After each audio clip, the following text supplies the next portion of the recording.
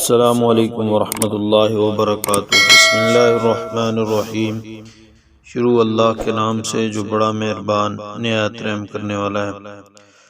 دوستو، آج کا انتہائی عام سوال یہ ہے کہ کیا محرم کے مہینے میں یکم محرم سے 10 محرم تک روزے کی برکت قرآن و حدیث سے ثابت ہے یا نہیں؟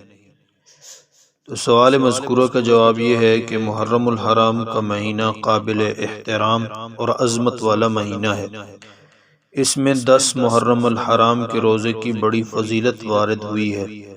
رمضان کے علاوہ باقی 11 مہینوں کے روزوں میں محرم کی 10ویں تاریخ کے روزے کا ثواب سب سے زیادہ ہے، اور اس ایک روزے کی وجہ سے گزرے ہوئے ایک سال کے گناہ معاف ہو جاتے ہیں۔ اس کے ساتھ 9ویں یا 11ویں تاریخ کا روزہ رکھنا بھی مستحب ہے، اور یوم عاشوراء کے علاوہ اس پورے مہینے میں بھی روزے رکھنے کی فضیلت احادیث میں وارد ہوئی ہے، نہ کہ صرف پہلے عشرے میں۔ اور آپ صلی اللہ علیہ وسلم نے ماہ محرم میں روزہ رکھنے کی ترغیب دی ہے۔ حضرت ابو ہریرہ رضی اللہ تعالی عنہ سے روایت ہے کہ رسول اللہ صلی اللہ علیہ وسلم نے فرمایا، افضل ترین روزے رمضان کے بعد ماہ محرم کے ہیں، اور فرض کے بعد افضل ترین نماز رات کی نماز ہے۔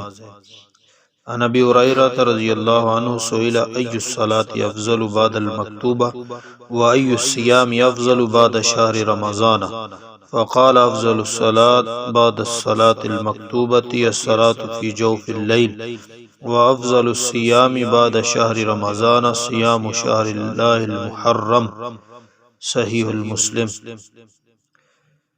اسی طرح عبداللہ ابن عباس رضی اللہ تعالیٰ عنہما سے روایت ہے، آپ صلی اللہ علیہ وسلم نے فرمایا، جو شخص یوم عرفہ کا روزہ رکھے گا تو اس کے 2 سال کے صغیرہ گناہوں کا کفارہ ہو جائے گا، اور جو شخص محرم کے مہینے میں ایک روزہ رکھے گا تو اس کو ہر روزے کے بدلے میں 30 روزوں کا اجر ملے گا۔